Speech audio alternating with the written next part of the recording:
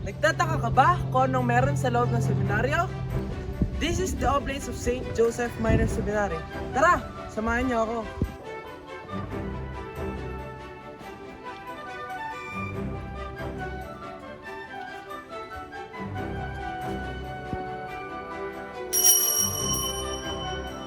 Lord, open my lips. Sa bawat araw, hindi nawawala ang pagdarasal sa aming buhay mga Sakristiyano dahil ito po na namin Dito sa seminaryo, tayo ay isang pamilya. Hindi ka mag-iisa. Sa pagdarasal, pagkain, pati sa paglalaro.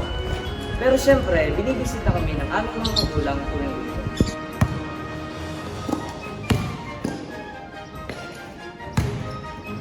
Pakikipagkapwa-tao. Dito sa seminaryo, mas mapapalalim natin ang ating social skills. Kung lagi tayo makikisama sa ating mga kapwa seminarista, dito sa loob o kaya miski sa labas.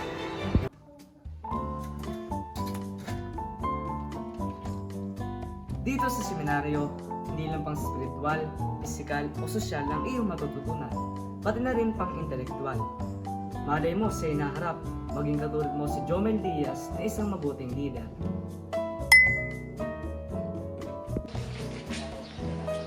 Father, alam niyo ba po ang pasasalamat? Ano?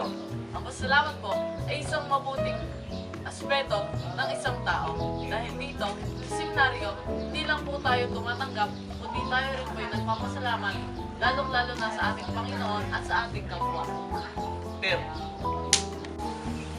Pagsunod at paggalang sa nakakatanda, magulang at otoridad. Ano nga ba ang paggalang? Paggalang ay nagmula sa salitang Latin na respectus, na ang ibig sabihin ay muling paglingon o pagtingin. Paano nga ba napapakita ang paggalang? Ang paggalang ay naipapakita sa pamamagitan ng pagbibigay halaga sa isang bagay o tao.